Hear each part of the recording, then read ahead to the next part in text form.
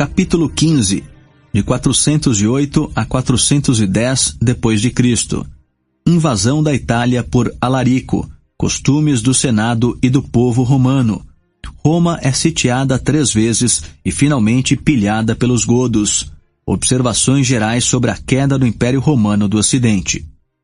A incapacidade de um governo fraco e aturdido pode, a miúde, assumir a aparência e produzir os efeitos de um traiçoeiro entendimento com o inimigo público.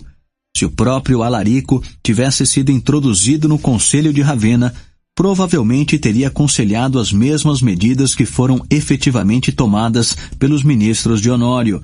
O rei dos godos teria conspirado, talvez com alguma relutância, para destruir o formidável adversário por cujas armas, na Itália como na Grécia, ele fora 2 vezes derrotado. O rancor ativo e interessado dele laboriosamente acompanhou a desgraça e a ruína do grande Estílico. O valor de Saro, sua fama nas armas e sua influência pessoal ou hereditária sobre os bárbaros confederados só podiam recomendá-lo aos amigos de sua pátria que desprezavam ou detestavam os torpes caracteres de Turpílio, Varanes e Vigilâncio. Pela premente insistência dos novos favoritos, esses generais, que se tinham mostrado indignos do nome de soldados, foram promovidos ao comando da cavalaria, da infantaria e das tropas internas. O príncipe godo teria subscrito com prazer o édito que o fanatismo de Olímpio ditara ao simplório e devoto imperador. Honório excluiu todas as pessoas que eram contrárias à Igreja Católica de todos os cargos do Estado. Rejeitou obstinadamente o serviço de quantos dissentissem de sua religião e arrebatadamente desqualificou muitos de seus mais bravos e mais hábeis oficiais que aderiam ao culto pagão ou perfilhavam as opiniões do arianismo. Essas medidas, tão vantajosas para um inimigo, Alarico as teria aprovado e poderia inclusive tê-las sugerido.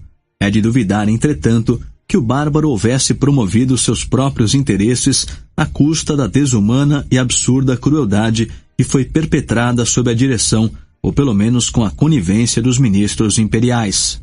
As tropas auxiliares estrangeiras que haviam estado ligadas à pessoa de Estílico lhe lamentaram a morte, mas o desejo de vingança teve de ceder à natural apreensão dos soldados com a segurança de suas esposas e filhos que tinham ficado detidos como reféns em cidades bem fortificadas da Itália, onde igualmente estavam depositados seus pertences mais valiosos.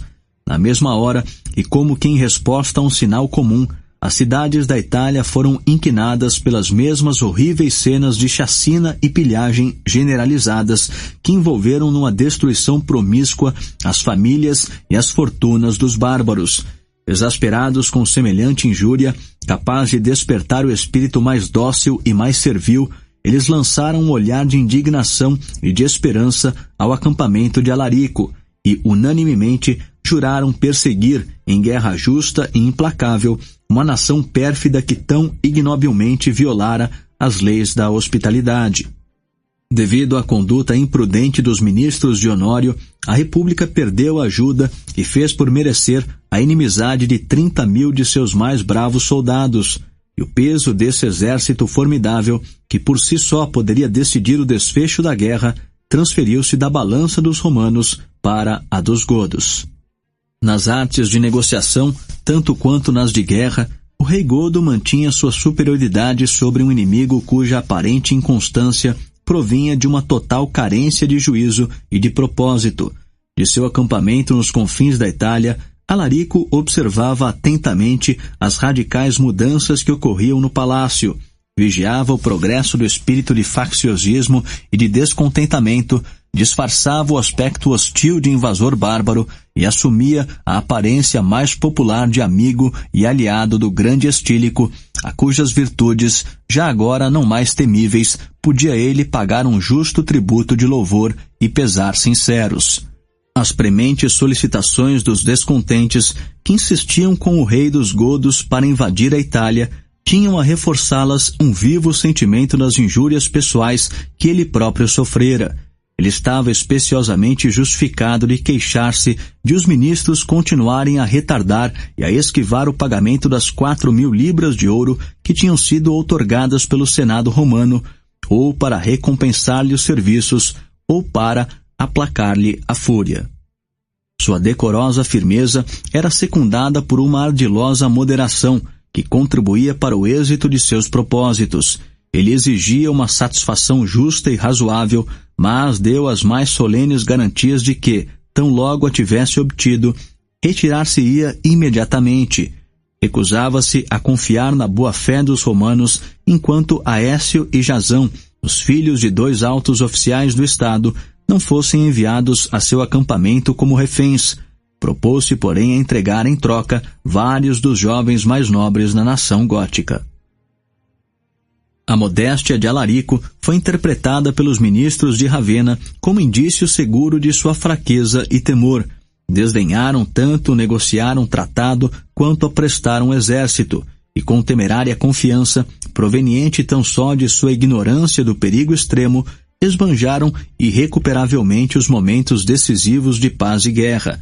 Enquanto esperava, em casmurro silêncio, que os bárbaros evacuassem os confins da Itália, Alarico, em marchas rápidas e audazes, atravessou os Alpes e o Pó, pilhou à pressa as cidades de Aquileia, Altino, Concórdia e Cremona, que cederam as suas armas, aumentou suas forças com o acréscimo de 30.000 soldados auxiliares e, sem encontrar em campo um único inimigo, avançou até a beira do pântano e protegia a inexpugnável residência do imperador do Ocidente.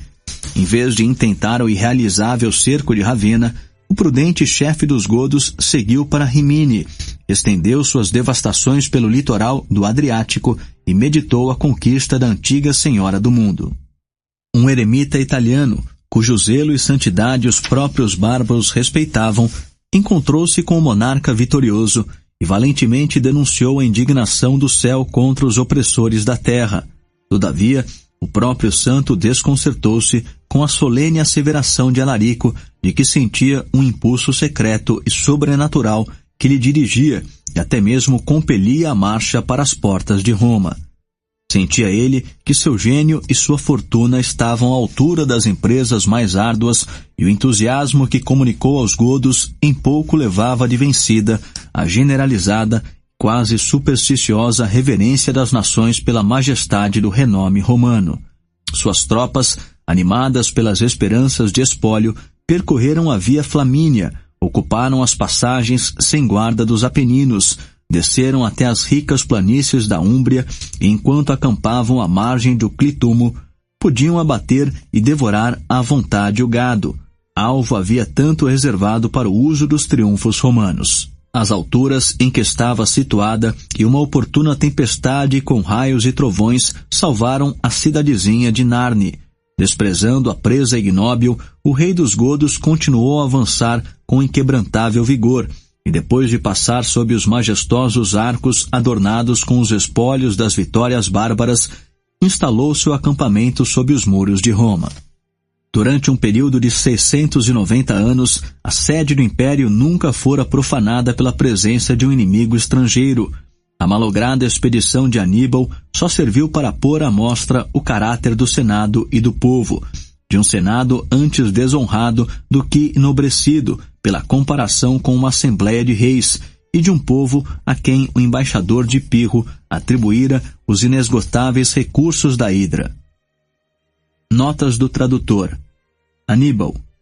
No curso da Segunda Guerra Púnica, de 218 a 201 a.C., o general cartaginês, embora tivesse vencido o romano em 3 batalhas importantes, não se atreveu a sitiar Roma. Depois de uma série de reveses, Aníbal acabou vencido na Batalha de Zama, 202 a.C., com o que Cartago perdeu sua independência. Pirro, rei de Épiro, antigo reino da Grécia, a sudoeste da Macedônia, inimigo de Roma, ambicionava restaurar o império de Alexandre, de quem era primo em 2º grau. Venceu os romanos em 2 batalhas, mas as perdas consideráveis que sofreu e que deram origem à expressão vitória de Pirro impediram-no de firmar-se na Itália. Hidra. Hidra de Lerna era uma serpente mitológica cujas 7 cabeças tornavam a nascer quando não eram cortadas ao mesmo tempo, proeza que só Hércules conseguiu realizar. Cada um dos senadores na época da Guerra Púnica completara seu tempo de serviço militar, fosse imposto subordinado, fosse imposto superior, e o decreto que investia no comando temporário todos quantos tivessem sido cônsules ou censores ou ditadores dava à República a imediata assistência de muitos generais experimentados. Nota do tradutor. Ditadores. Nos tempos da República Romana, o ditador era um magistrado nomeado em caso de crise externa ou interna e cuja magistratura suspendia o exercício dos demais, não havendo apelação de suas decisões. Tais poderes duravam no máximo 6 meses. No princípio da guerra, o povo romano consistia em 250.000 cidadãos em idade de empunhar armas. 50.000 já tinham morrido na defesa de seu país, e as 23 legiões que estavam sediadas em diferentes acampamentos da Itália, da Grécia, da Sardenha, da Sicília e da Espanha exigiam cerca de 100.000 soldados. Todavia, ainda restavam outros tantos em Roma e no território adjacente. Animava a todos a mesma intrépida coragem, e cada cidadão era adestrado desde o começo da juventude na disciplina e no exercício militares. Aníbal ficou pasmo com a firmeza do Senado, o qual, sem suspender o sítio de Capua, nem chamar de volta suas forças dispersas, aguardou-lhe a aproximação. Ele acampou nas margens do Ânio, a uma distância de 5 quilômetros da cidade, e logo o informavam de que o solo em que erguera sua tenda fora vendido por preço adequado num leilão público e que um corpo de tropas havia sido enviado por uma estrada fronteiriça para reforçar as legiões da Espanha. Ele conduziu seus africanos até as portas de Roma, onde encontrou 3 exércitos em disposição de batalha, prontos para recebê-lo. Aníbal temia, no entanto, o desfecho de um combate do qual não podia esperar escapar, a menos que destruísse o último de seus inimigos, e sua veloz retirada reconheceu a invencível coragem dos romanos. Nota do organizador. Antes de lançar-se a descrição da cidade, logo a seguir no original, Gibbon principia por uma breve história de uma das famílias mais eminentes de Roma, a linhagem aniciana.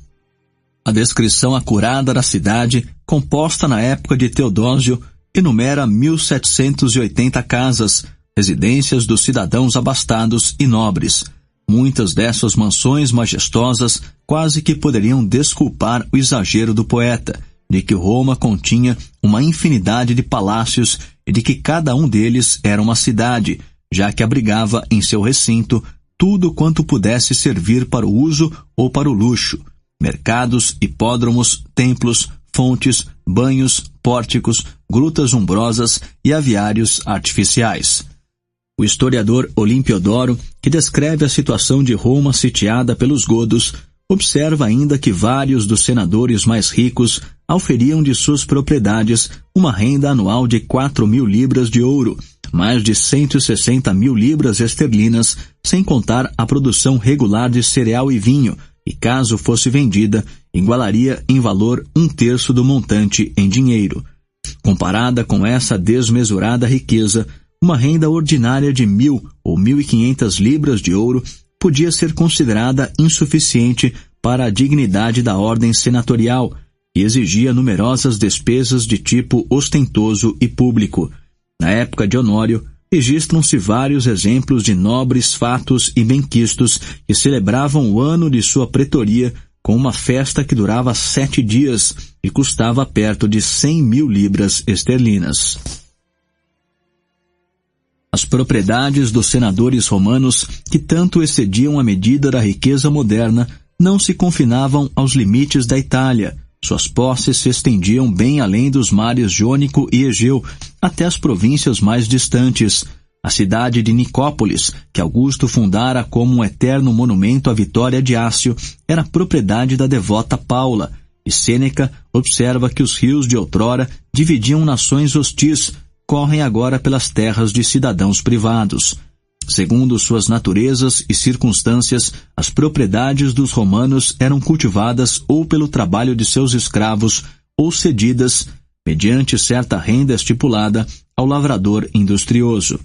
Os autores economistas da antiguidade recomendam com insistência o primeiro método, sempre que seja praticável, mas se a propriedade estiver afastada, por sua distância ou magnitude, da vigilância dos olhos do proprietário, preferem eles o cuidado ativo de um velho rendeiro hereditário, ligado ao solo e interessado em sua produção, à administração mercenária de um encarregado negligente e, quiçá, desleal. Os nobres opulentos de uma imensa capital, que nunca se entusiasmavam com a glória das empresas militares e raramente se empenhavam nas ocupações do governo civil, naturalmente consagravam seu lazer aos assuntos e diversões da vida privada.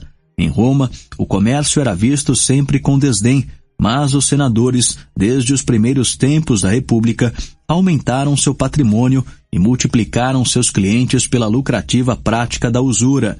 As leis obsoletas eram contornadas ou violadas pelas inclinações e interesses mútuos de ambas as partes.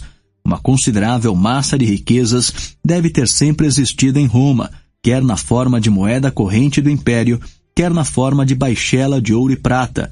Havia muitos aparadores no tempo de Plínio que continham mais prata maciça do que a que Cipião trouxera de Cartago vencida.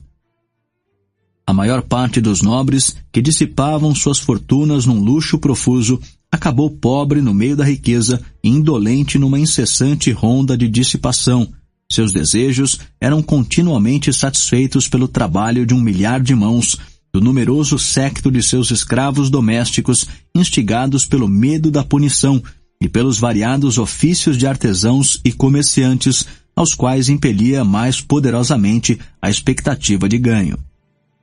Os antigos não dispunham de muitas das facilidades de vida que foram inventadas ou aperfeiçoadas pelo progresso da indústria, e a abundância de vidro e de tecidos difundiu entre as modernas nações da Europa mais confortos do que os senadores de Roma podiam obter de todos os refinamentos de um luxo pomposo ou sensual.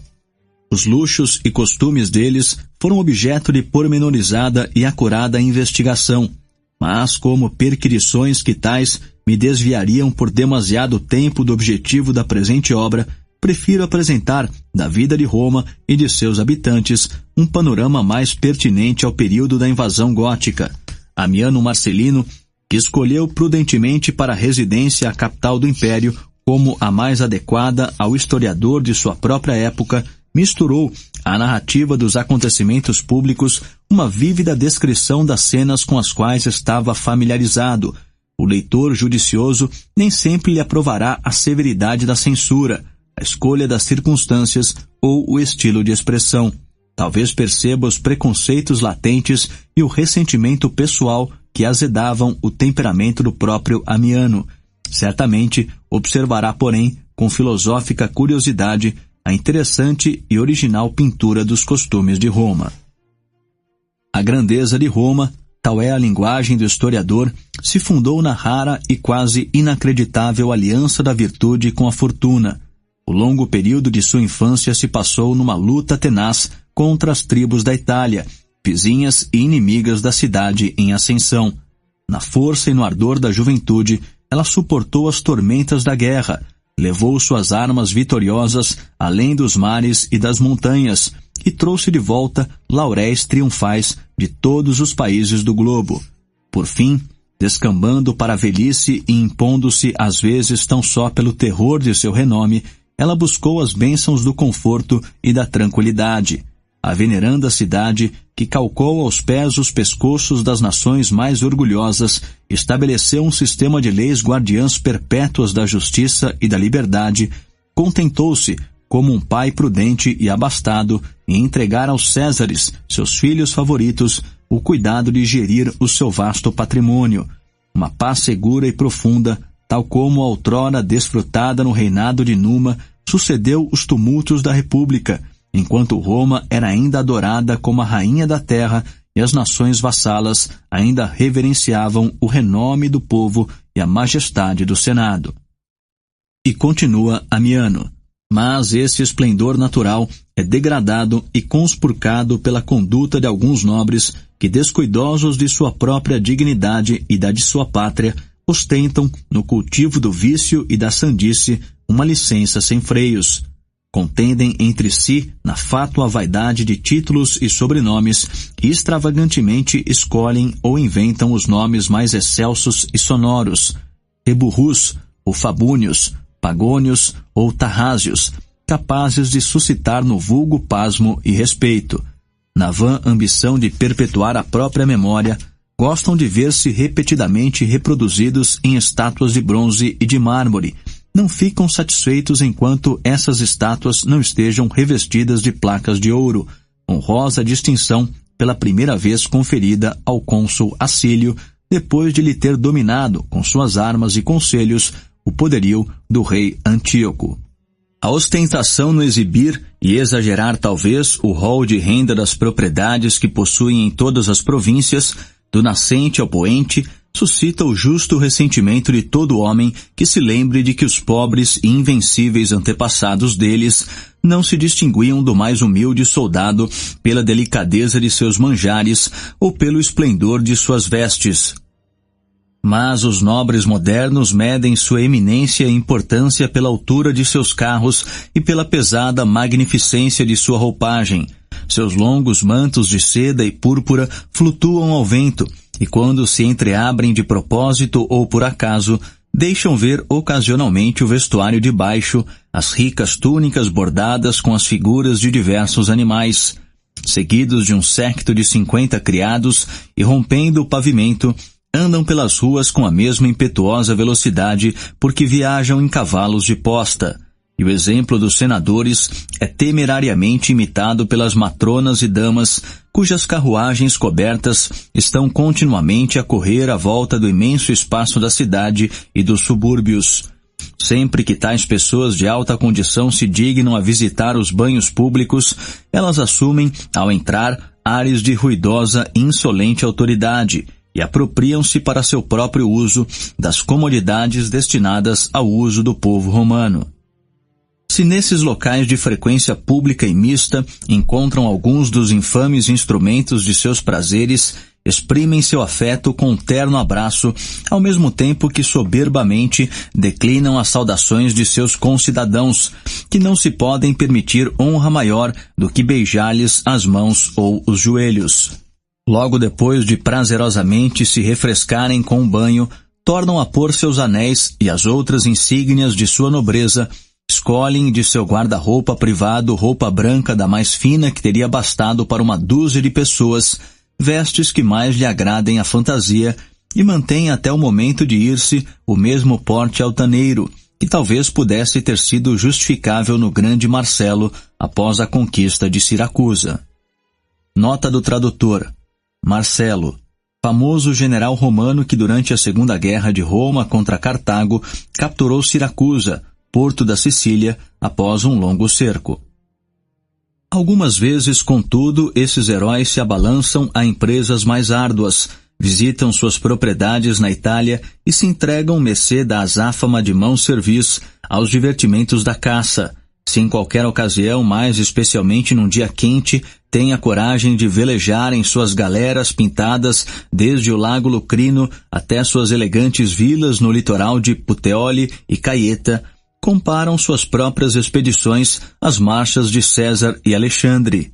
Todavia, se uma mosca se atreve a pousar nas pregas sedosas de seus dourados guarda-sóis, se um raio solar penetra por alguma frincha desguarnecida e imperceptível, deploram suas intoleráveis provações e lamentam em linguagem afetada não terem nascido na terra dos Cimerianos, as regiões das trevas eternas. Nota do tradutor. Cimerianos, povo lendário que, segundo Homero, habitava nos limites do mundo, uma região sempre envolta em nuvens densas, onde o sol nunca brilhava. Foi nessa região que Ulisses logrou encontrar-se com os espíritos dos mortos. Nessas jornadas pelo interior, todo o corpo de criados acompanha o seu amo, da mesma maneira com que na cavalaria e na infantaria, As tropas de armamento leve e pesado, a vanguarda e a retaguarda, são ordenadas pela perícia de seus chefes militares, assim também os oficiais domésticos que levam uma vara como insígnia de alto, distribuem e ordenam o numeroso séquito de escravos e criados. A bagagem e o guarda-roupa vão à frente, imediatamente seguidos de uma multidão de cozinheiros e servidores subalternos alistados no serviço das cozinhas e da mesa. O corpo principal se compõe de uma turba promíscua de escravos, aumentada pelo acidental concurso de plebeus ociosos ou dependentes. A retaguarda é fechada pelo bando de eunucos favoritos, distribuídos pela ordem de idade, dos idosos aos jovens. O número deles e a sua deformidade suscitam o horror dos espectadores indignados, sempre prontos a execrar a memória de Semíramis, pela arte cruel que inventou de frustrar os propósitos da natureza e crestar em botão as esperanças das gerações futuras. Nota do tradutor. Semíramis, na mitologia assíria, rainha que teria conquistado a Pérsia, a Líbia e a Etiópia e fundado a Babilônia e Nínive. No exercício da jurisdição doméstica, os nobres de Roma demonstram rara sensibilidade para qualquer injúria pessoal e desdenhosa indiferença pelo restante da espécie humana. Quando pedem água quente e algum escravo demora a obedecer, este é imediatamente castigado com 300 chibatadas. No entanto, se o mesmo escravo cometer um assassínio deliberado, o amo se limitará a observar benignamente que se trata de um sujeito imprestável e que, se ele repetir o delito, não escapará da punição. A hospitalidade era outrora a virtude dos romanos, cuja generosidade socorria ou recompensava qualquer forasteiro que pudesse alegar seu mérito ou infortúnio. Hoje em dia, se um forasteiro, talvez de posição não desprezível, se apresenta a um dos soberbos e abastados senadores, é recebido na primeira audiência com gentilezas tão calorosas e tão bondosas indagações que se retira encantado com a afabilidade de seu ilustre amigo e muito pesaroso de por tanto tempo haver protelado a ida a Roma, berço das boas maneiras tanto quanto do império. Seguro de uma recepção favorável, repete sua visita no dia seguinte e se mortifica ao descobrir que sua pessoa, seu nome e sua procedência já estão esquecidos. Se tiver ânimo de perseverar, será aos poucos admitido ao séquito dos dependentes e obterá permissão para fazer corte assídua e improfícua a um patrono arrogante incapaz de gratidão ou de amizade, que mal se digna anotar-lhe a presença, a saída ou o regresso. Sempre que os ricos promovem uma diversão solene e popular, sempre que celebram com luxo profuso e pernicioso seus banquetes privados, a escolha dos convidados é tema de apreensiva deliberação. Raras vezes a escolha recai nos modestos, nos sóbrios, nos doutos e nos nomencladores, que se deixam habitualmente levar por motivos de interesse, jeitosamente incluem na lista de convidados os nomes obscuros das pessoas mais insignificantes. Nota do tradutor. Nomencladores. Escravo encarregado de apontar aos candidatos à magistratura as pessoas que nas ruas lhes era vantajoso cumprimentar. Todavia, os convivas frequentes e familiares dos grandes são os parasitas que praticam a mais útil de todas as artes, a arte da lisonja, que veementemente aplaudem cada palavra e cada ato de seu imortal patrono, admiram-lhe em êxtase as colunas de mármore e os pisos variegados e louvam com ardor a pompa e elegância que ele aprendeu a considerar como parte de seu mérito pessoal. Nas mesas romanas, as aves, os esquilos ou os peixes que ostentem tamanho fora do comum são contemplados com atenta curiosidade. Uma balança é usada para determinar-lhes acuradamente o peso, enquanto convidados mais sensatos se desgostam com a vã e tediosa repetição, convocam-se notários para atestar, num registro de autenticação, a veracidade de tão maravilhoso acontecimento. Outro método de ingresso nas casas e na companhia dos grandes advém do ofício da tavolagem, ou como é chamado mais educadamente, do jogo. Os parceiros se unem por um vínculo estreito e indissolúvel de amizade, melhor dizendo, de conspiração. Um elevado grau de perícia na arte tesseriana, que pode ser interpretada como jogo de dados e tábulas, é caminho seguro para a riqueza e o renome. Nota do tradutor: tesseriana, que diz respeito a tessera, dados de jogar, em latim. Um mestre nessa sublime ciência que numa ceia ou reunião seja colocado abaixo de um magistrado, demonstra no seu semblante a surpresa e a indignação que Catão supostamente teria experimentado quando os votos de um povo caprichoso lhe recusaram o cargo de pretor. A aquisição do saber raramente atrai a curiosidade dos nobres, que aborrecem a fadiga e desdenham as vantagens do estudo, e os únicos livros que folheiam são as sátiras de Juvenal e as verbosas e fabulosas histórias de Mário Máximo. As bibliotecas por eles herdadas de seus pais ficam fechadas, como lúgubres sepulcros, longe da luz do dia, mas mandam construir para seu uso os dispendiosos instrumentos do teatro, flautas e liras enormes e órgãos hidráulicos. A harmonia de música vocal e instrumental se faz incessantemente ouvir nos palácios de Roma. Nesses palácios, o som é preferido ao sentido e o cuidado do corpo ao da mente. Aceita-se como máxima salutar que a mais leve e frívola suspeita de uma moléstia contagiosa tem peso bastante para escusar as visitas dos amigos mais íntimos. Mesmo os criados enviados a obter notícias decorosas não podem regressar a casa enquanto não tiverem passado pela cerimônia de uma ablução prévia. No entanto, essa consideração egoísta e pusilânime cede ocasionalmente à paixão mais imperiosa da avareza. A perspectiva de ganho levará um senador rico e gotoso até a distante Spoleto. Qualquer sentimento de arrogância e dignidade é sobrepujado pelas esperanças de uma herança ou mesmo de um legado, sendo um cidadão rico e sem filhos o mais poderoso dos romanos. Domina-se com perfeição a arte de obter a assinatura de um testamento favorável e de por vezes apressar o momento de sua execução.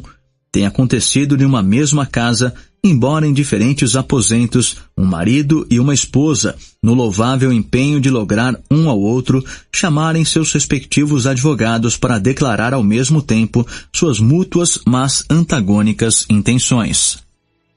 Os apertos que se seguem ao luxo extravagante, castigando-o, obrigam os grandes com frequência ao uso dos mais humilhantes expedientes. Quando desejam tomar emprestado, recorrem ao estilo vil e suplicante do escravo de comédia. Quando, porém, são chamados a pagar, assumem a declamação real e trágica dos netos de Hércules. Se a cobrança se repete, procuram prontamente algum psicofanta de confiança, encarregado de fazer uma acusação de envenenamento ou mágica contra o insolente credor, o qual raramente consegue sair da prisão se não assinar uma quitação da dívida toda. A semelhantes vícios que degradam o caráter moral dos romanos, mistura-se uma superstição pueril que lhes arruína o entendimento. Ouvem confiantemente as predições dos arúspices que pretendem ler nas entranhas de vítimas os sinais de futura grandeza e prosperidade. Há muitos que não se atrevem nem a banhar-se ou morrer ou aparecer em público, antes de diligentemente consultar, em conformidade com as leis da astrologia, a posição de Mercúrio e o aspecto da Lua. É muito singular que essa tola credulidade seja a miúde descoberta entre os céticos profanos que impiedosamente duvidam da existência de um poder celestial ou que o negam. Nas cidades populosas, que são centros de comércio e manufatura, as classes médias dos habitantes que tiram a subsistência da destreza ou operosidade de suas mãos demonstram ser via de regra a parte mais útil e, nesse sentido, mais respeitável da comunidade. Mas os plebeus de Roma, que desdenham tais artes servis e sedentárias, foram oprimidos desde os tempos mais recuados pelo peso da dívida e da usura, e o lavrador, durante o termo de seu serviço militar, via-se obrigado a abandonar o cultivo de sua granja. As terras da Itália, que tinham sido originariamente divididas entre as famílias de proprietários libertos e indigentes, foram sendo compradas ou usurpadas pela avareza dos nobres, e na época que precedeu a queda da República, calculou-se que somente 2.000 cidadãos eram donos de riqueza independente. Entretanto, enquanto o povo pôde outorgar mediante seus sufrágios as honras do Estado, o comando das legiões e a administração das províncias abastadas, seu orgulho cônscio aliviou-lhe em certa medida as aflições da pobreza. Suas necessidades eram oportunamente atendidas pela generosidade ambiciosa dos candidatos que aspiravam a obter uma maioria venal nas 38 tribos ou nas 193 centúrias de Roma. Todavia, quando a plebe pródiga imprudentemente alienou não apenas o uso, mas também a herança do poder, aviltou-se sob o reinado dos Césares numa miserável populaça, que se deveria extinguir totalmente em poucas gerações, se não tivessem sido preenchidas pela manumissão de escravos e o afluxo de estrangeiros. Já nos tempos de Adriano, os naturais queixavam-se com razão de que a capital atraíra os vícios do universo e os costumes das nações mais opostas. A intemperança dos gauleses, a esperteza e volubilidade dos gregos, a fera obstinação dos egípcios e dos judeus, a índole servil dos asiáticos e a dissoluta, efeminada prostituição dos sírios entremesclavam-se na variegada multidão que, sob a falsa denominação de romanos, se atrevia a desdenhar as nações vassalas e seus soberanos que demoravam além dos limites da cidade eterna. Todavia, o nome da cidade ainda era pronunciado com respeito. Toleravam-se impunemente os frequentes e caprichosos tumultos de seus habitantes, e os sucessores de Constantino, em vez de esmagar os últimos vestígios da democracia com o braço forte do poder militar, abraçavam a política benigna de Augusto e diligenciavam aliviar a pobreza e distrair a ociosidade de uma numerosa população. Para a conveniência dos plebeus indolentes, a distribuição mensal de trigo se converteu numa cota diária de pão. Um grande número de fornos foi construído e mantido com dinheiro público, e na hora marcada, todo cidadão munido de um talão subia o lance de escadas que houvesse sido prescrito para seu distrito ou divisão e recebia, como donativo ou a um preço muito baixo, 3 libras de pão para o consumo de sua família. As florestas da Lucânia, cujas bolotas engordavam grandes varas de porcos selvagens, fornecia, à guisa de tributo, um abundante suprimento de carne salutar e barata. Durante 5 meses do ano, uma cota regular de toucinho era distribuída aos cidadãos mais pobres e fixou-se o consumo anual da capital, numa época em que decaíra muito de seu antigo esplendor, em 3.628.000 de libras, em conformidade com o Édito de Valentiniano III. Para o modo de vida da antiguidade, o uso de óleo era indispensável para a iluminação e os banhos, e o imposto anual exigido da África em benefício de Roma atingia o peso de 3 milhões de libras e o volume, talvez, de 300.000 galões ingleses.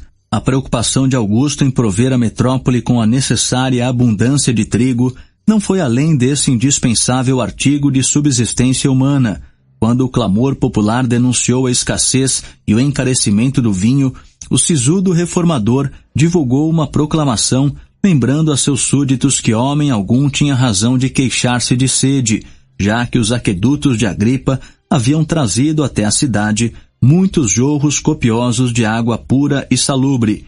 Essa rígida sobriedade relaxou-se aos poucos, embora o generoso desígnio de Aureliano não pareça ter sido executado à risca. O uso de vinho foi facultado de modo assaz acessível e liberal. A administração dos celeiros públicos ficou confiada a um magistrado de alta graduação e reservou-se parte considerável da vindima da Campânia para consumo dos afortunados habitantes de Roma.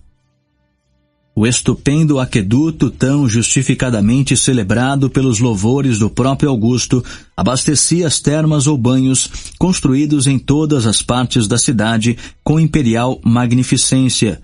Os banhos de Antonino Caracalla, que eram abertos em horas certas para o uso indiscriminado de senadores do povo, continham mais de 1.600 assentos de mármore, e os banhos de Diocleciano contavam mais de 3.000. As paredes dos majestosos aposentos eram revestidas de raros mosaicos que imitavam a arte da pintura nas elegâncias do desenho e na variedade de cores. O precioso mármore verde da Numídia incrustava belamente o granito egípcio. O jorro permanente de água quente se derramava em espaçosas banheiras, vindo de numerosas e largas bocas de prata maciça e brilhante. E o mais humilde dos romanos, por uma pequena moeda de cobre, tinha acesso ao diário desfrute de um cenário de pompa e luxo capaz de provocar a inveja dos reis da Ásia. Desses majestosos palácios saía um enxame de plebeus sujos e andrajosos, sem sapatos nem manto, que vadiavam dias inteiros pela rua do fórum para ouvir as novidades e entabular discussões que esbanjavam em extravagante jogatina o miserável salário de suas mulheres e filhos e passavam as horas da noite em escuras tavernas e bordéis, entregando-se à grosseira e vulgar sensualidade. Mas a diversão mais animada e mais grandiosa da turba indolente eram os jogos e espetáculos públicos promovidos com frequência. A piedade dos príncipes cristãos havia suprimido os desumanos combates de gladiadores, mas o povo romano continuava a ter o circo como seu lar, o seu templo e a sede da república. A multidão impaciente já ao raiar do dia se apressava em garantir seus lugares e muitos havia que passavam uma noite de insônia e ansiedade nos pórticos adjacentes. Da manhã até o fim da tarde, indiferentes ao sol ou à chuva, os espectadores, que por vezes chegavam a 400.000, conservavam-se avidamente atentos, os olhos fitos nos cavalos e áurigas, a mente agitada de esperança ou temor pelo êxito das cores que apoiavam. A felicidade de Roma parecia depender do desfecho de uma corrida. O mesmo ardor imoderado lhes inspirava os clamores e os aplausos sempre que os divertiam a perseguição de animais selvagens e os diversos tipos de representação teatral. Tais representações, em capitais modernas, merecem possivelmente ser consideradas como pura e elegante escola do gosto e até da virtude.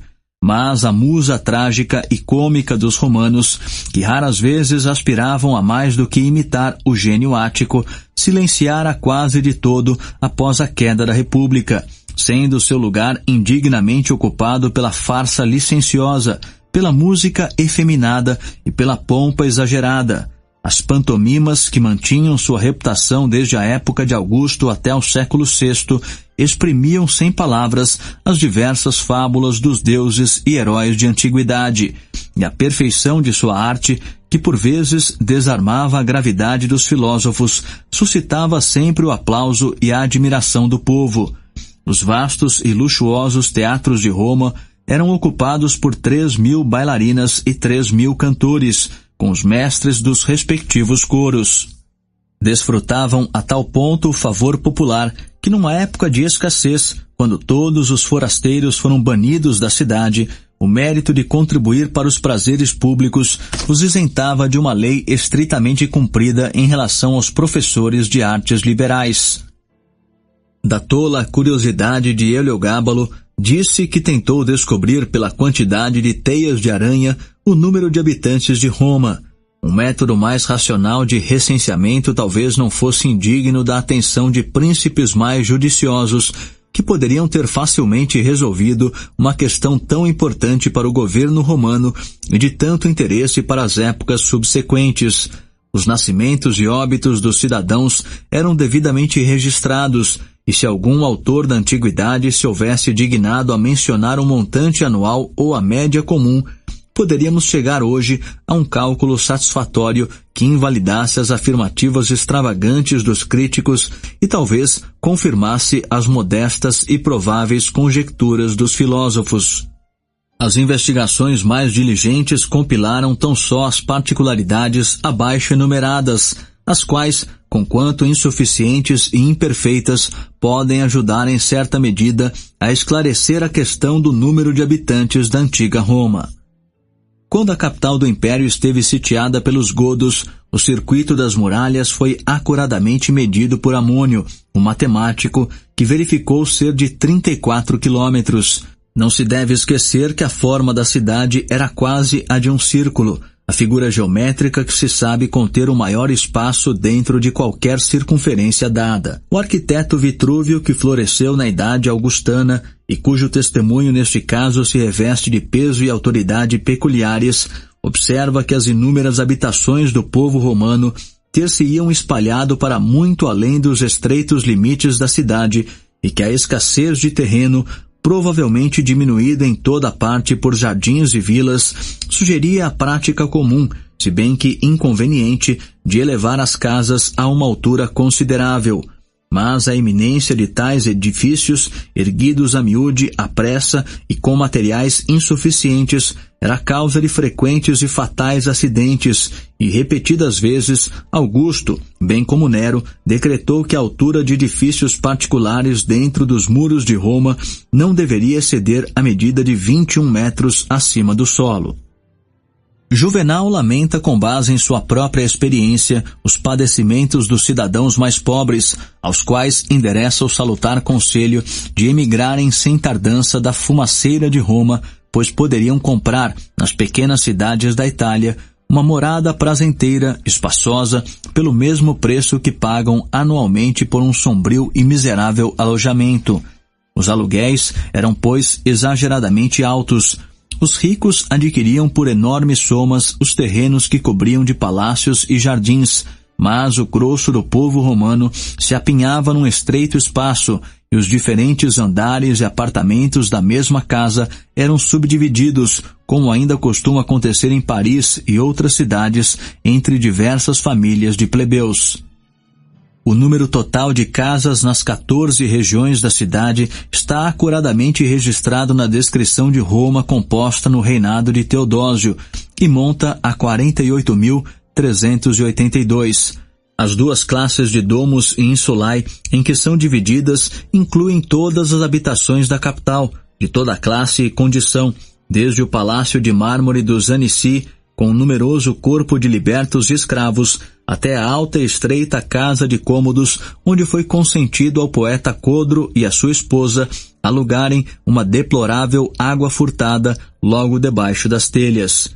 Se adotarmos a mesma média que em circunstâncias semelhantes se demonstrou aplicável a Paris, e sem distinção admitirmos cerca de 25 pessoas por casa, de qualquer tipo que fosse, podemos estimar razoavelmente o número de habitantes de Roma em 1.200.000, número que não se pode julgar excessivo para a capital de um poderoso império, embora exceda o da população das maiores cidades da Europa moderna. Nota do tradutor: domus e insulae, respectivamente, casa de moradia ou lar, no sentido de centro doméstico da religião, onde vivia uma única família, e casa de cômodos que eram alugados a diferentes inquilinos. Nas insulae, ilhas, vivia o grosso do povo romano. Tal era a condição de Roma no reinado de Honório, à altura em que o exército godo empreendeu o assédio, ou melhor, o bloqueio da cidade. Mercê de uma hábil disposição de suas numerosas forças, que aguardavam impacientemente o momento de um assalto, Alarico cercou as muralhas, dominou as 12 portas principais, interceptou toda a comunicação com a região adjacente e vigiou, para impedi-la, a navegação do Tibre, de onde os romanos recebiam o suprimento mais seguro e mais abundante de provisões. As primeiras emoções dos nobres e do povo foram de surpresa e indignação com o fato de um bárbaro vil atrever-se a insultar a capital do mundo. A arrogância deles foi, contudo, logo humilhada pelo infortúnio, e sua ira pusilânime se voltou mesquinhamente contra uma vítima inocente e indefesa. Talvez na pessoa de Serena os romanos pudessem ter respeitado a sobrinha de Teodósio, a tia, ou melhor, a mãe adotiva do imperador reinante. Abominavam a viúva de Estílico e com crédula emoção davam ouvidos ao boato calunioso que a acusava de manter um secreto e criminoso entendimento com o invasor gótico. Influenciado ou intimidado pelo mesmo arrebatamento popular, o Senado, sem exigir nenhuma prova de sua culpa, pronunciou contra ela uma sentença de morte. Serena foi ignominiosamente estrangulada, e a multidão obcecada assombrou-se de ver que esse ato cruel de injustiça não ocasionou imediatamente a retirada dos bárbaros e a libertação da cidade. Essa infortunada cidade foi aos poucos experimentando a angústia da escassez e, por fim, as horríveis calamidades da fome. A ação diária de 3 libras de pão reduziu-se a meia, a 1/3, a coisa alguma, e o preço do trigo continuava a subir em rápida e extravagante proporção. Os cidadãos mais pobres, que não mais podiam comprar o indispensável para viver, recorriam à precária caridade dos ricos. Por algum tempo, a miséria pública foi aliviada pela humanidade de Laeta, a viúva do imperador Graciano, que fixara residência em Roma e consagrava ao atendimento dos indigentes a renda principesca que anualmente recebia dos agradecidos sucessores de seu marido. Mas esses donativos particulares e temporários eram insuficientes para aplacar a fome de uma população numerosa, e o progresso da carestia invadiu os palácios de mármore dos próprios senadores. As pessoas de ambos os sexos que haviam sido educadas no desfrute do luxo e do bem-estar descobriram quão pouco é preciso para atender às necessidades da natureza e esbanjaram seus inúteis tesouros de ouro e prata na obtenção do grosseiro e frugal sustento que outrora teriam rejeitado com desdém. A comida mais repugnante à razão e à imaginação, os alimentos mais insalubres e perniciosos à constituição eram avidamente devorados e ferozmente disputados pelo frenesi da fome. Entreteve-se, inclusive, a sombria suspeita de que alguns dos infelizes desesperados se nutriram do corpo de seus semelhantes, aos quais haviam assassinado em segredo, e mesmo mães. Tal era o horrendo conflito entre os 2 mais poderosos instintos implantados pela natureza no peito humano. Mesmo mães teriam provado a carne de seus infantes Entreteve-se inclusive a sombria suspeita de que alguns dos infelizes desesperados se nutriram do corpo de seus semelhantes, aos quais haviam assassinado em segredo. E mesmo mães. Tal era o horrendo conflito entre os 2 mais poderosos instintos implantados pela natureza no peito humano. Mesmo mães teriam provado a carne de seus infantes chacinados. Muitos milhares de habitantes de Roma morreram em suas casas ou nas ruas por falta de sustento, e como os sepulcros públicos fora das portas estavam em poder do inimigo, o miasma que se desprendia de tantas carcaças pútridas e insepultas infectava o ar, pelo que as misérias da fome foram seguidas e agravadas pelo contágio de uma moléstia pestilencial. As garantias de pronto e eficaz socorro, que eram repetidamente anunciadas pela corte de Ravenna, sustentaram durante algum tempo os ânimos debilitados dos romanos, até que finalmente o desespero de qualquer ajuda humana os induziu a aceitar os oferecimentos de uma libertação sobrenatural. Pompiano, prefeito da cidade, fora persuadido pela astúcia ou fanatismo de alguns adivinhos toscanos de que, com a força misteriosa de conjuros e sacrifícios, poderiam extrair os raios das nuvens e apontar esses fogos celestiais contra o acampamento dos bárbaros. O importante segredo foi comunicado a Inocente, o bispo de Roma, e o sucessor de São Pedro é acusado, quiçá sem fundamento, de ter preferido a segurança da República à rígida severidade do culto cristão. Mas quando se discutiu a questão no Senado, quando se propôs como condição essencial que tais sacrifícios se celebrassem no Capitólio pela autoridade e na presença dos magistrados, a maioria dessa respeitável Assembleia, por temor do desagrado divino ou imperial, recusou-se a participar de um ato que parecia quase equivalente à restauração pública do paganismo. O último recurso dos romanos estava na clemência, ou ao menos na moderação do rei dos godos. O Senado, que nessa emergência assumira os poderes supremos de governo, nomeou 2 embaixadores para negociar com o inimigo. O importante encargo ficou confiado a Basílio, um senador de origem espanhola que já se distinguira na administração de províncias, e a João, o primeiro tribuno dos notários, homem particularmente qualificado por sua destreza nos negócios, bem como por sua antiga intimidade com o príncipe godo. Quando foram admitidos à sua presença, declararam eles, talvez num estilo mais altivo do que o adequado à sua abjeta condição, que os romanos estavam decididos a manter sua dignidade na paz como na guerra, e que se Alarico lhes recusasse uma justa e honrosa capitulação, poderia ele fazer soar suas trombetas e preparar-se para dar batalha a um povo inumerável, adestrado nas armas e animado pelo desespero. Quanto mais compacto o feno, mais fácil de mondar, foi a concisa resposta do bárbaro. A rústica metáfora se fez acompanhar de uma risada alta e insultuosa, que lhe exprimia o desprezo pelas ameaças de uma população pouco belicosa, desfibrada pelo luxo antes de ter sido emaciada pela fome. Dignou-se ele então a fixar o resgate que aceitaria como preço de sua retirada de sob as muralhas de Roma, todo o ouro e a prata da cidade, quer fosse propriedade do Estado, quer de indivíduos, todos os bens móveis ricos e preciosos, e todos os escravos que pudessem provar seu direito ao nome de bárbaros.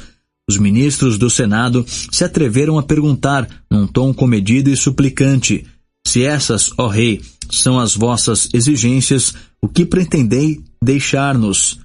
Vossas vidas, replicou o altivo conquistador. Eles se retiraram trêmulos. No entanto, antes de se retirarem, uma breve suspensão das hostilidades foi concedida, que lhes deu algum tempo para a negociação mais branda. As severas feições de Alarico se distenderam aos poucos. Ele amainou bastante o rigor de seus termos. Por fim, consentiu em levantar o cerco mediante o imediato pagamento de 5.000 libras de ouro, de 30.000 libras de prata, de 4.000 túnicas de seda, de 3.000 peças de fino pano escarlate e de 3.000 libras peso de pimenta. Todavia, o tesouro público estava exaurido. As rendas anuais das grandes propriedades da Itália e das províncias haviam sido interceptadas pelas calamidades da guerra.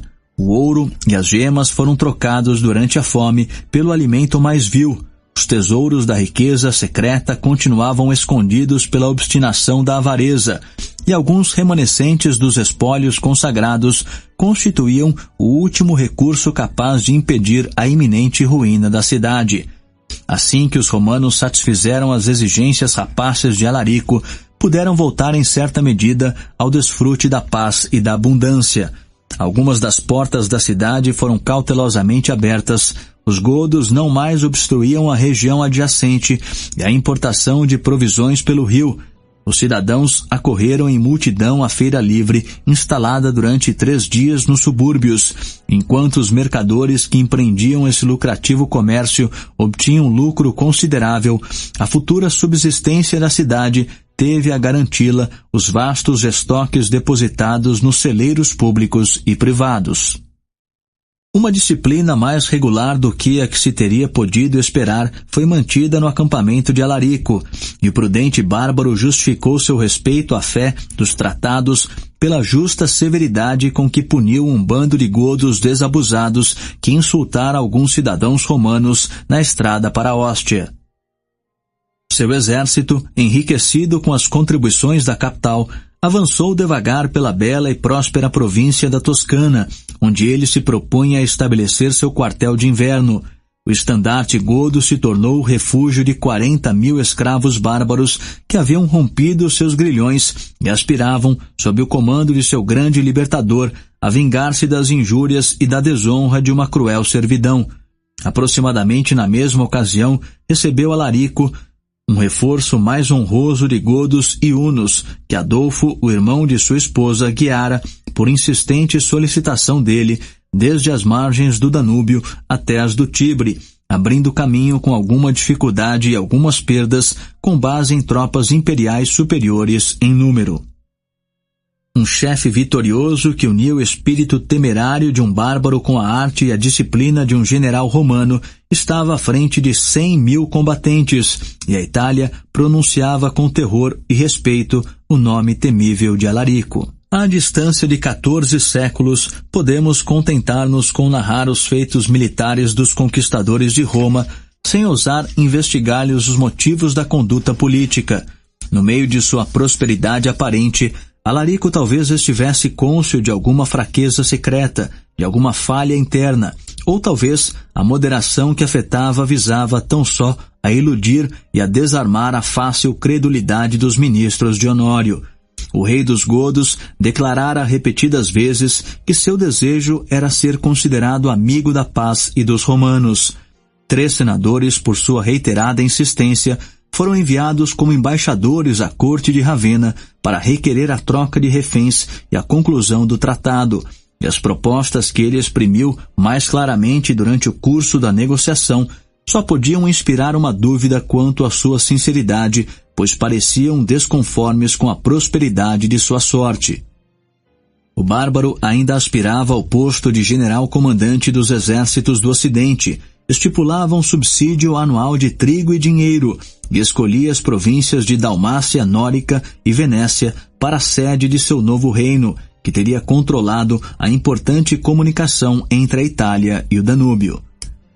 Se esses modestos termos fossem rejeitados, Alarico estava inclinado a desistir de suas exigências pecuniárias e contentar-se com a posse da Nórica, uma região exaurida e empobrecida, perpetuamente exposta às invasões dos bárbaros da Germânia. Mas as esperanças de paz foram frustradas pela débil obstinação ou pelo viés interesseiro do ministro Olímpio. Sem dar ouvidos às salutares advertências do Senado, ele despediu os embaixadores com uma escolta militar numerosa demais para uma comitiva de honra e fraca demais para um exército de defesa. 6.000 dálmatas, o escol das legiões imperiais, receberam ordem de marchar de Ravenna a Roma, através de uma região descoberta que era ocupada por temíveis miríades de bárbaros. Cercados e traídos, esses bravos legionários pereceram sacrificados pela insensatez ministerial. Seu general valente, com uns 100 soldados, conseguiu escapar do campo de batalha, e um dos embaixadores, que não mais podia alegar a proteção da lei de nações, viu-se obrigado a pagar por sua libertação um resgate de 30.000 moedas de ouro. Alarico, porém, em vez de ressentir-se com tal ato de impotente hostilidade, renovou imediatamente suas propostas de paz, e a segunda embaixada do Senado romano, que extraía peso e dignidade da presença de Inocêncio, bispo da cidade, foi protegida dos perigos da jornada por um destacamento de soldados godos. Nota do organizador. Neste ponto do original, Gibbon se alonga numa descrição de algumas das tolas e criminosas intrigas que corriam na corte de Honório, não obstante a proximidade dos exércitos bárbaros. Enquanto desfrutavam com taciturna soberba a segurança dos pântanos e das fortificações de Ravenna, o imperador e sua corte deixavam Roma abandonada, quase sem defesa, ao ressentimento de Alarico. Todavia, era tal a moderação que este mantinha ou fingia manter, que conforme avançava com seu exército ao longo da Via Flamínia, ele ia enviando os bispos das cidades da Itália, um após outro, para reiterarem suas ofertas de paz e instarem com o imperador que salvasse a cidade e seus habitantes do fogo e da espada hostil dos bárbaros. Essas calamidades iminentes foram, porém, evitadas não pela sensatez de Honório, mas pela prudência ou humanidade do rei godo, que empregou um método de conquista mais benigno, mas não menos eficaz. Em vez de assaltar a capital, ele voltou com êxito seus esforços contra o porto de Ostia, uma das obras mais audaciosas e estupendas da magnificência romana. Os acidentes a que estava continuamente exposta a subsistência da cidade, na navegação hibernal e na estrada desprotegida, tinham sugerido ao gênio do primeiro César o vantajoso plano que foi executado no reinado de Cláudio. Os moles artificiais que formavam a estreita entrada avançavam pelo mar e repeliam com firmeza a fúria das ondas, enquanto os maiores barcos lançavam âncora em segurança nas 3 enseadas profundas e espaçosas que recebiam o ramo norte do Tibre, a cerca de 5 quilômetros da antiga colônia de Ostia. O porto romano foi se desenvolvendo até atingir o tamanho de uma cidade episcopal, onde o trigo da África era depositado em espaçosos celeiros para uso da capital. Tão logo se apossou dessa importante localidade, Alarico intimou a cidade a render-se incondicionalmente, reforçando suas exigências com a afirmação categórica de que uma recusa, ou mesmo uma demora, seria imediatamente seguida da destruição dos estoques de que dependia a vida do povo romano. Os clamores desse povo e o terror da fome venceram a altivez do Senado. Sem relutância, ouviram os senadores a proposta de colocar no trono do indigno Honório um novo imperador, e sufrágio do conquistador Godo outorgou a púrpura a Átalo, prefeito da cidade. O agradecido monarca imediatamente reconheceu seu protetor como general-comandante dos exércitos do Ocidente. Adolfo, com o posto de conde das tropas nacionais, obteve a custódia da pessoa de Átalo, e as duas nações hostis pareceram unir-se pelos laços mais estreitos de amizade e aliança. As portas da cidade se abriram e o novo imperador dos romanos, cercado de todos os lados pelas armas góticas, foi levado numa ruidosa procissão até o palácio de Augusto e Trajano. Após ter distribuído entre seus favoritos e partidários as dignidades civis e militares, Átalo convocou uma assembleia do Senado, perante a qual, numa oração formal e floreada, declarou sua decisão de restaurar a majestade da República e de incorporar ao Império as províncias do Egito e do Oriente que outrora reconheciam a autoridade de Roma. Tais promessas extravagantes inspiraram a todo cidadão sensato um justo desprezo pelo caráter de usurpador imbele, cuja elevação fora a mais funda e ignominiosa afronta jamais sofrida pela República, da insolência dos bárbaros. Mas a populaça, com sua habitual leviandade, aplaudiu a mudança de senhores.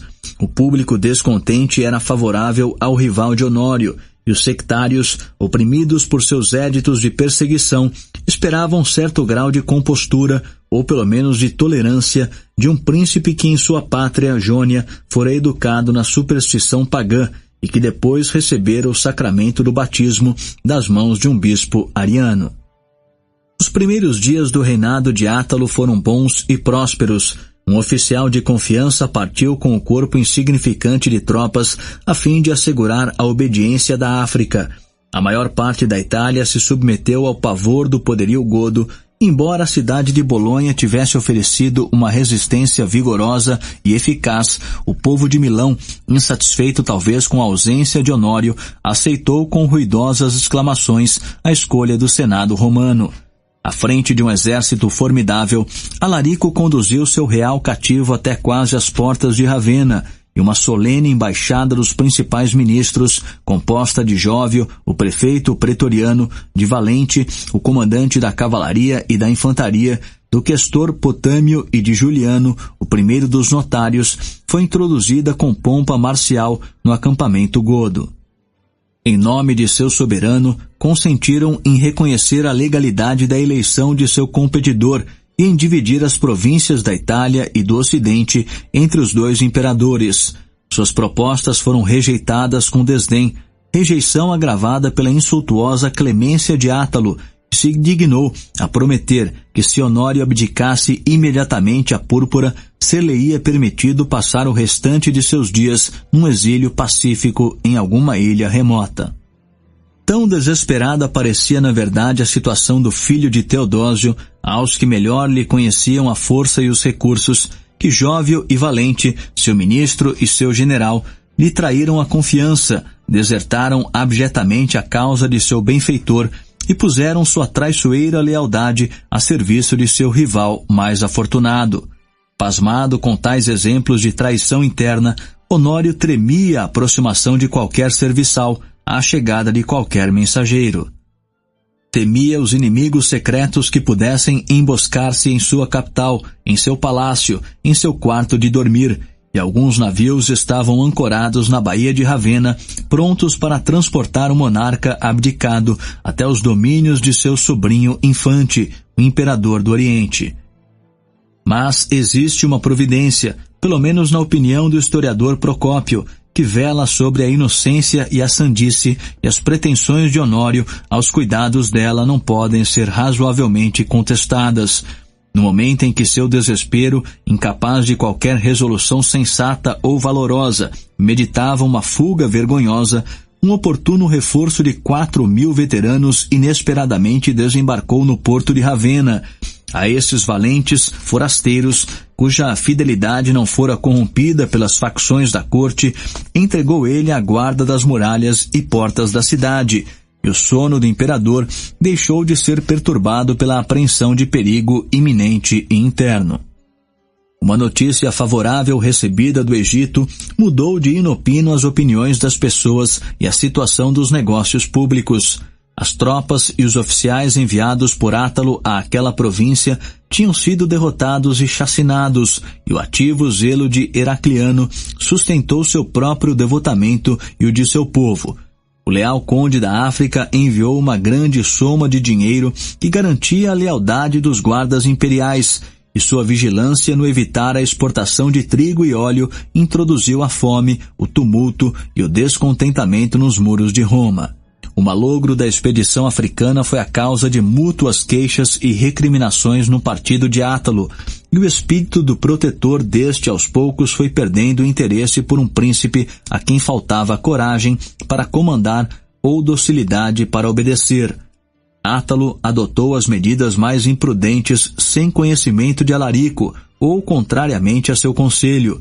Outro sim, a obstinada recusa do Senado em permitir no embarque a proporção até mesmo de 500 godos traía uma índole suspeitosa e desconfiada, que na situação dele não era nem generosa nem prudente.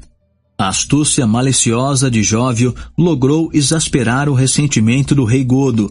O dito Jóvio fora elevado à condição de patrício e, subsequentemente, justificou sua dupla perfídia, declarando sem corar que só fingira abandonar o serviço de Honório para mais eficazmente poder arruinar a causa do usurpador.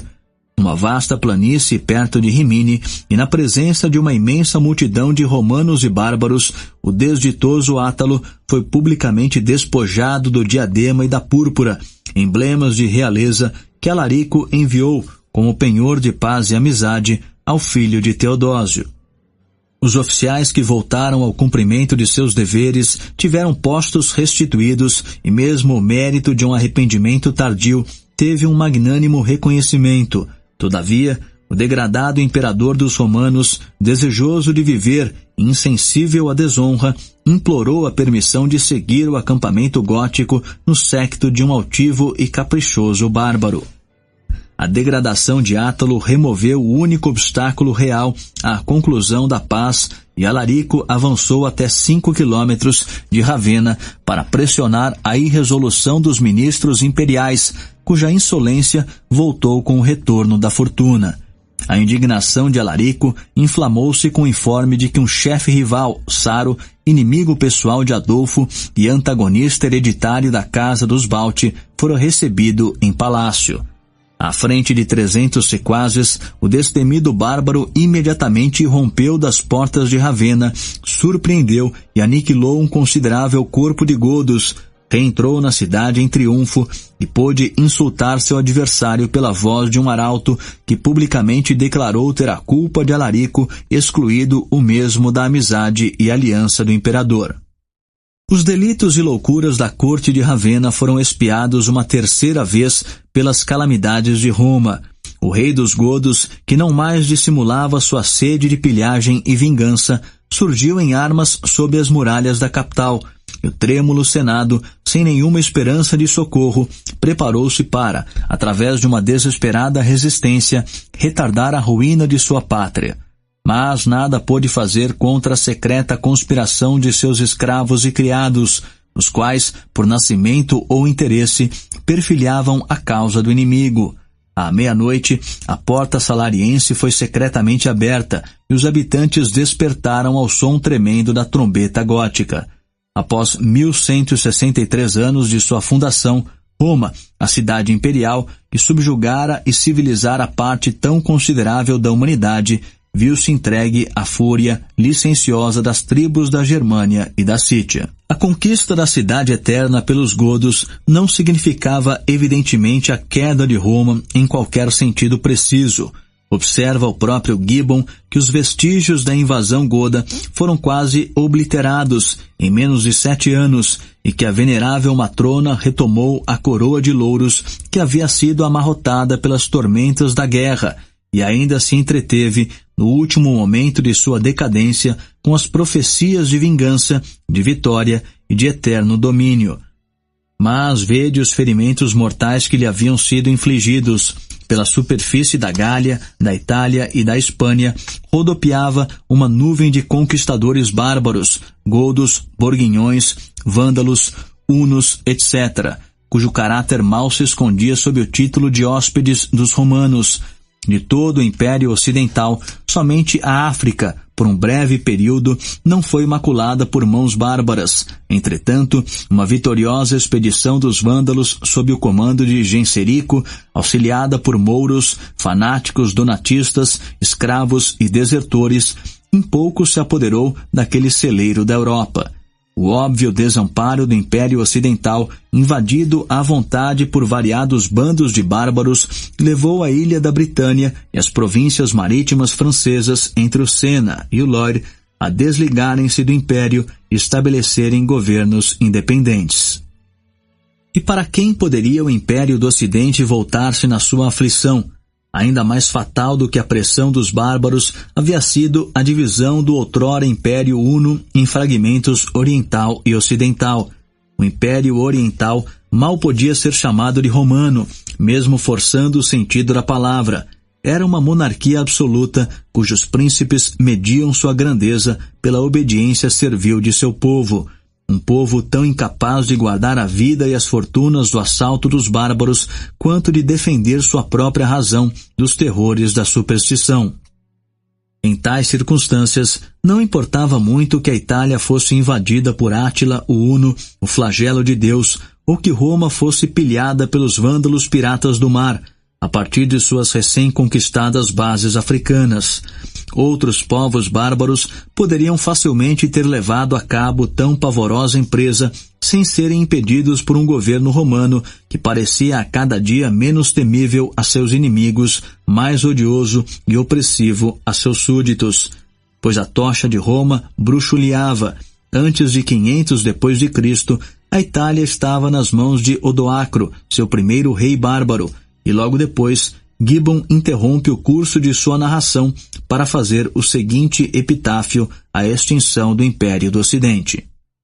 Observações gerais sobre a queda do Império Romano do Ocidente.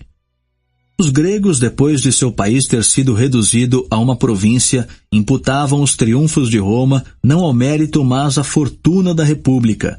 A deusa inconstante, que tão cegamente distribui e retoma seus favores, havia agora consentido, essa era a linguagem da invejosa lisonja, em renunciar às suas asas, a descer de seu globo e a assentar seu trono firme e imutável nas margens do Tibre. Um grego mais judicioso, Políbio, que compôs com espírito filosófico a memorável história de sua própria época, privou seus compatriotas desse vão e ilusório conforto, compor-lhes ao alcance dos olhos os fundamentos mesmos da grandeza de Roma. Nota do tradutor. Políbio, grande historiador grego, aproximadamente 202 a 120 a.C., postulava que a Grécia devia aceitar o predomínio romano para conservar um resto de autonomia para suas cidades. Deportado para a Itália, lá foi preceptor de Cipião, o africano, a quem acompanhou no cerco de Cartago. A sua história, em 40 livros, vê como causa da grandeza de Roma a perfeição de sua estrutura política, conciliava princípios monárquicos, aristocráticos e democráticos. A fidelidade dos cidadãos uns aos outros e ao Estado era confirmada pelos hábitos de educação e pelos preconceitos da religião. A honra, tanto quanto a virtude, se constituíam no princípio da República. Os cidadãos ambiciosos esforçavam-se por merecer as solenes glórias de um triunfo, e o ardor dos jovens romanos inflamava-se em ativa emulação toda vez que contemplavam as imagens domésticas de seus antepassados. As comedidas lutas dos patrícios e plebeus haviam finalmente estabelecido o firme e proporcionado equilíbrio da estrutura política, que unia a liberdade das assembleias populares, a autoridade e sabedoria de um senado e aos poderes executivos de um magistrado real. Quando o cônsul desdobrava a bandeira da República, cada cidadão se obrigava pelo dever de um juramento a empunhar a espada pela causa de seu país, até se ter desobrigado do sagrado dever com o serviço militar de 10 anos. Essa sábia instituição despejava continuamente no campo de batalha as novas gerações de libertos e soldados, e suas hostes eram reforçadas pelos estados marciais e populosos da Itália, os quais, após uma brava resistência, tinham cedido ao valor e aceitado a aliança dos romanos. O judicioso historiador que estimulou a virtude do jovem Cipião e assistiu à ruína de Cartago, descreveu-lhes acuradamente o sistema militar, o recrutamento, armas, exercícios, subordinação, marchas, acampamentos e a invencível legião, superior, em poder ativo, à falange macedônica de Filipe e Alexandre. Dessas instituições de paz e guerra, Políbio inferiu o espírito e o êxito de um povo incapaz de ter medo e ao qual o repouso impacientava. O ambicioso desígnio de conquista, que poderia ter sido frustrado pela oportuna conjunção da humanidade, foi levado a cabo e alcançado, tendo sido a perpétua violação da justiça mantida pelas virtudes políticas da prudência e da coragem. As armas da República, por vezes vencida em batalha, mas sempre vitoriosa na guerra, avançaram a passo rápido até o Eufrates, o Danúbio, o Reno e o Oceano, e as imagens de ouro ou prata ou bronze que pudessem servir para representar as nações e seus respectivos reis foram sucessivamente rompidas pela férrea monarquia de Roma. A ascensão de uma cidade que se avantajou no império bem merece, por singular prodígio, ser tema de reflexão para um espírito filosófico. Todavia, o declínio de Roma foi a natural e inevitável consequência da grandeza imoderada. A prosperidade fez com que amadurecesse o princípio de decadência. As causas de destruição se multiplicaram com a extensão das conquistas, e tão logo o tempo ou os acidentes removeram os sustentáculos artificiais, a estupenda estrutura desabou sob seu próprio peso. A história de sua ruína é simples e óbvia. Em vez de perguntar por que o Império Romano foi destruído, devemos antes surpreender-nos de ele ter durado tanto. As legiões vitoriosas, que em guerras remotas adquiriram os vícios de estrangeiros e mercenários, primeiro tiranizaram a liberdade da República e mais tarde violaram a majestade da púrpura. Os imperadores, preocupados com sua segurança pessoal e com a ordem pública, viram-se reduzidos ao vil expediente de corromper a disciplina que as tinham tornado temíveis a seu soberano e ao inimigo. Relaxou-se a energia do governo militar e finalmente dissolveu-se com as instituições facciosas de Constantino, e eis que o mundo romano foi engolfado por um dilúvio de bárbaros. A decadência de Roma tem sido frequentemente atribuída à transferência da sede do império. Esta história já mostrou, contudo, que os poderes de governo foram divididos, mais do que transferidos. O trono de Constantinopla ergueu-se no Oriente, enquanto o Ocidente ainda era dominado por uma série de imperadores que tinham sua residência na Itália e que igualmente reclamavam a herança das legiões e das províncias. Essa perigosa novidade debilitava o vigor e fomentava os vícios de um duplo reinado.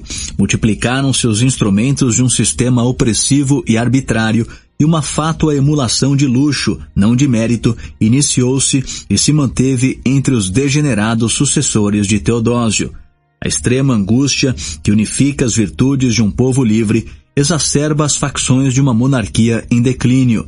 Os favoritos antagônicos de Arcádio e de Honório traíram a República a seus inimigos comuns, e a corte bizantina assistiu com indiferença, talvez com prazer, à desonra de Roma, aos infortúnios da Itália e à perda do Ocidente. Nos reinados que se sucederam, restaurou-se a aliança dos dois impérios, mas a ajuda dos romanos orientais foi tardia, duvidosa e ineficaz, e o cisma nacional de gregos e latinos alargou-se pela permanente diferença de língua e costumes, de interesses e até mesmo de religião.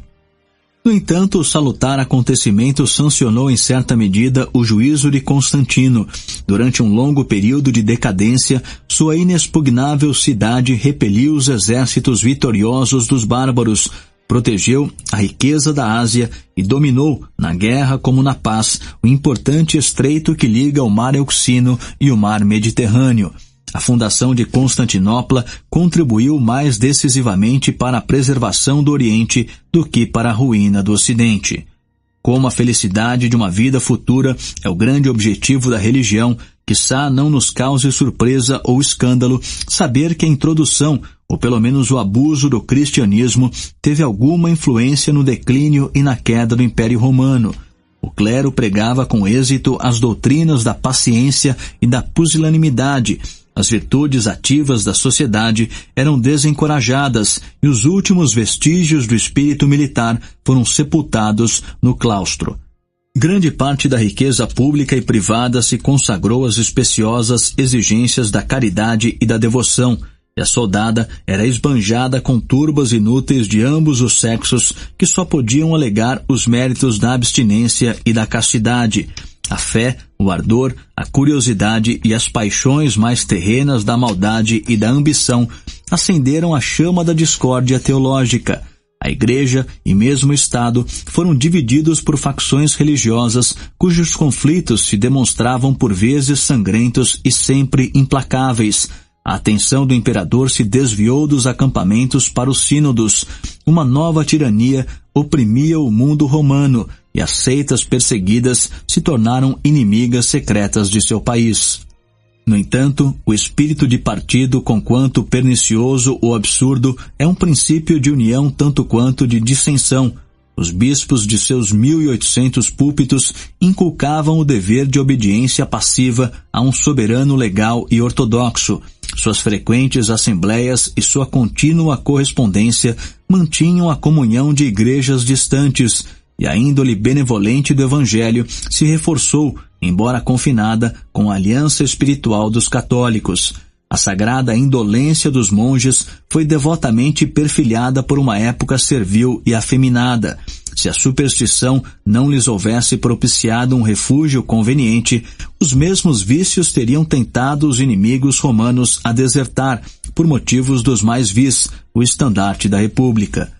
Obedecem-se com facilidade preceitos religiosos que favorecem e santificam as inclinações naturais de seus devotos, mas a influência pura e genuína do cristianismo pode ser retraçada em seus efeitos benéficos, conquanto imperfeitos, sobre os prosélitos bárbaros do norte. Se o declínio do Império Romano foi apressado pela conversão de Constantino, sua religião vitoriosa amorteceu a violência da queda e abrandou a índole violenta dos conquistadores. Essa medonha revolução pode ser utilizada para a edificação da época atual. É dever de um patriota preferir e fomentar exclusivamente o interesse e a glória de sua pátria, mas um filósofo se permite alargar suas vistas e considerar a Europa como uma grande república cujos diversos habitantes já quase atingiram o mesmo nível de civilidade e refinamento. O equilíbrio de poder continuará a oscilar e a prosperidade de nosso próprio reino ou dos reinos vizinhos pode ora exalçar-se, ora minguar. Entretanto, tais sucessos parciais não são de molde a afetar essencialmente nossa condição geral de bem-estar, o sistema de artes, leis e costumes que distingue tão vantajosamente os europeus e suas colônias do resto da humanidade. As nações selvagens do globo são os inimigos naturais da sociedade civilizada, e é lícito perguntar-nos, com ansiosa curiosidade, se a Europa ainda está ameaçada da repetição das calamidades que outrora afligiram as armas e as instituições romanas. Talvez as mesmas reflexões sirvam para ilustrar a queda daquele poderoso império e explicar as causas prováveis de nossa atual segurança. Os romanos ignoravam a extensão dos perigos e o número dos inimigos que os ameaçavam. Além do Danúbio e do Reno, os países setentrionais da Europa e da Ásia estavam cheios de inúmeras tribos de caçadores e pastores pobres, vorazes e turbulentos, audazes nas armas e sôfregos de arrebatar os frutos da operosidade. O mundo bárbaro foi agitado pelo rápido impulso da guerra e a paz da Gália ou da Itália sacudida pelas distantes revoluções da China. Os hunos, que fugiam de um inimigo vitorioso, orientaram sua marcha para o ocidente, e a torrente cresceu com a gradual incorporação de cativos e aliados. As tribos em fuga que cederam aos hunos assumiram por sua vez o espírito de conquista.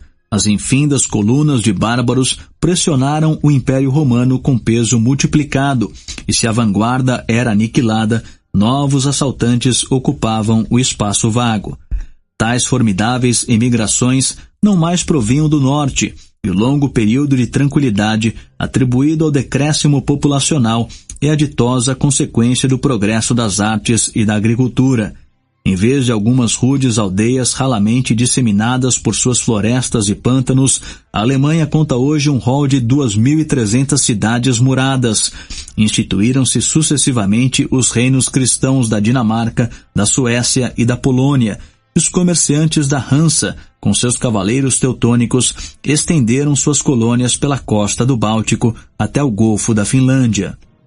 Do Golfo da Finlândia até o Oceano Oriental, a Rússia ora assume a forma de um poderoso e civilizado império. O arado, o tear e a forja estão sendo introduzidos nas margens do Volga, do Ob e do Lena, e as hordas tártaras mais ferozes foram ensinadas a temer e obedecer. O reino da barbárie independente se reduziu hoje a uma estreita faixa, e os remanescentes dos calmucos ou dos uzbeques, cujas forças podem quase ser contadas, não logram suscitar quaisquer sérias apreensões à grande república da Europa. Mas essa aparente segurança não os deve levar a esquecer que novos inimigos e perigos ignorados podem possivelmente surgir de algum povo obscuro, mal visível ainda no mapa do mundo. Os árabes ou os sarracenos, que disseminaram suas conquistas desde a Índia até a Espanha, haviam enlanguecido na pobreza e na desonra até Maomé infundir naqueles mesmos corpos o sopro do entusiasmo. O Império de Roma se firmou pela singular e perfeita coalizão de seus membros. As nações vassalas, renunciando à esperança e mesmo ao desejo de independência, aceitaram a condição de cidadãs romanas, e as províncias do Ocidente foram com relutância arrancadas do seio da pátria-mãe. Mas essa união custou a perda da liberdade nacional e do espírito militar, e as províncias servis, destituídas de vida e de ação, esperavam ter sua segurança garantida pelas tropas mercenárias e pelos governadores que recebiam ordens de uma corte distante. A felicidade de centenas de milhões dependia do mérito pessoal de um ou dois homens, talvez crianças, cuja mente havia sido corrompida pela educação, pelo luxo e pelo poder despótico. Os ferimentos mais profundos foram infligidos ao império durante a minoridade dos filhos e netos de Teodósio. Depois de terem atingido a idade viril, esses príncipes incapazes deixaram a igreja entregue aos bispos, o Estado aos eunucos e as províncias aos bárbaros. A Europa está hoje dividida em 12 reinos poderosos, conquanto desiguais, 3 respeitáveis comunidades e uma porção de estados menores, ainda que independentes. As probabilidades de talentos reais e ministeriais multiplicaram-se, pelo menos em proporção ao número de seus governantes, e um Juliano ou uma Semíramis podem reinar no norte, enquanto Arcádio e Honório voltam a dormitar nos tronos do sul. Os abusos da tirania são contidos pela mútua influência do temor e do pejo. As repúblicas alcançaram ordem e estabilidade. As monarquias absorveram os princípios de liberdade ou ao menos de moderação. Um certo senso de honra e justiça introduziu-se nas constituições mais defeituosas por força dos costumes gerais da época.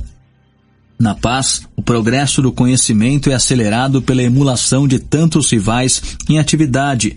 Na guerra, as forças se exercitam em embates moderados e não decisivos.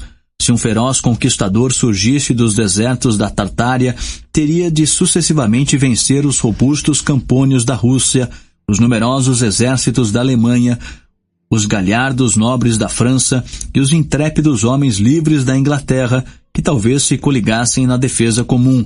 Se os bárbaros vitoriosos levassem a escravidão e a devastação até o Oceano Atlântico, 10.000 navios transportariam em perseguição deles os remanescentes da sociedade civilizada, e a Europa reviveria e floresceria no mundo americano, já repleto de suas colônias e instituições. O frio, a pobreza e uma vida de perigos e fadigas fortalecem o vigor e a bravura dos bárbaros. Em todas as épocas, eles têm oprimido as nações cultas e pacíficas da China, da Índia e da Pérsia, que se descuidaram até hoje de contrabalançar tais faculdades naturais com os recursos da arte militar. Os estados belicosos da antiguidade, Grécia, Macedônia e Roma, cultivaram uma raça de soldados, exercitaram-lhes o corpo, disciplinaram-lhes a coragem, multiplicaram-lhes as forças com manobras regulares e converteram o ferro que possuíam em armas fortes e prestimosas. Mas tal superioridade aos poucos declinou com suas leis e costumes, e a timorata política de Constantino e seus sucessores armou e adestrou, para a ruína do império, o rude valor dos mercenários bárbaros. A arte militar mudou com a invenção da pólvora, que possibilita ao homem dominar os dois mais poderosos agentes da natureza, o ar e o fogo. A matemática, a química, a mecânica, a arquitetura têm sido aplicadas à arte bélica, e as partes contendoras opõem uma a outra os mais desenvolvidos modos de ataque ou de defesa. Os historiadores podem acentuar, indignados, que os gastos com os preparativos de um assédio bastariam para fundar e manter uma próspera colônia. Contudo, não nos pode desagradar que a destruição de uma cidade seja obra de custo e dificuldade, ou que um povo industrioso deva ser protegido por artes que sobreviveram à decadência do valor militar e lhe suprem a deficiência. O canhão e as fortificações formam hoje uma barreira inexpugnável ao cavalo tártaro, e a Europa está salvo de qualquer futura irrupção de bárbaros, de vez que, para conquistar, terão eles de deixar de ser bárbaros.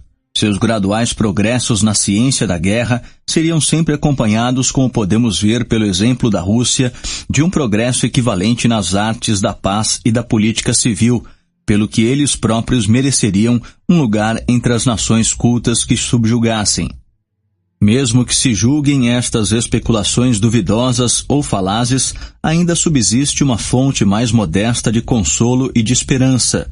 As descobertas feitas pelos navegadores antigos e modernos e a história ou tradição nacional das nações mais esclarecidas mostram o selvagem humano como um ser desnudo de corpo e alma, destituído de leis, de artes, de ideias e quase de linguagem.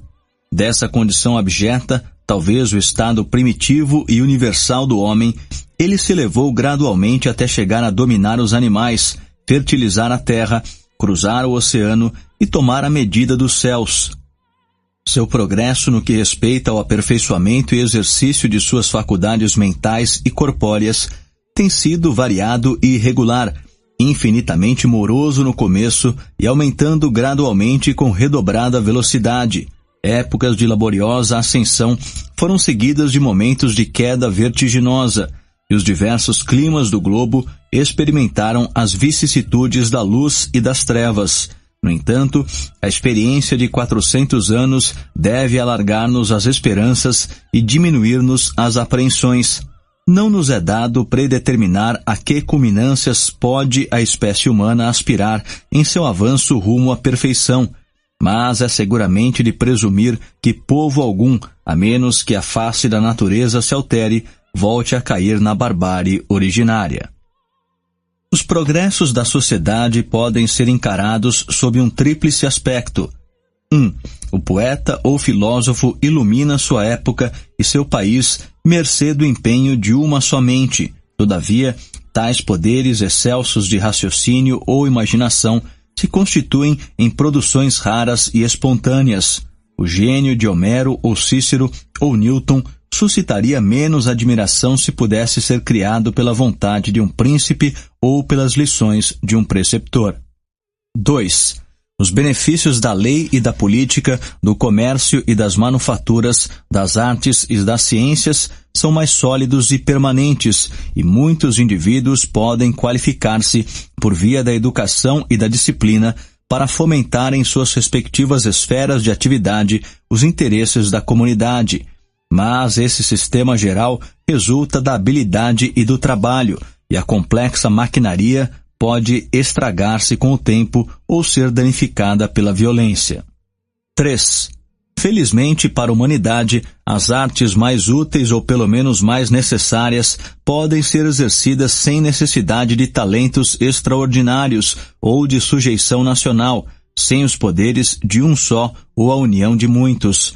Cada aldeia, cada família, cada indivíduo tem necessariamente de possuir tanto a capacidade quanto a inclinação de perpetuar o uso do fogo e dos metais, a criação e a utilização de animais domésticos, os métodos de caça e pesca, os rudimentos da navegação, o cultivo imperfeito do trigo ou de outros cereais nutritivos e a prática simples dos ofícios mecânicos. O gênio individual e a indústria pública podem ser extirpados, mas essas plantas robustas sobrevivem à tormenta e firmam raiz duradoura no solo menos favorável. Os esplêndidos dias de Augusto e de Trajano foram eclipsados por uma nuvem de ignorância, e os bárbaros subverteram as leis e os palácios de Roma. Mas a cegadeira, invenção ou emblema de Saturno, continuava a ceifar anualmente as colheitas da Itália, e os festins humanos dos lestrigões jamais se repetiram no litoral da Campânia. Nota do tradutor: lestrigões.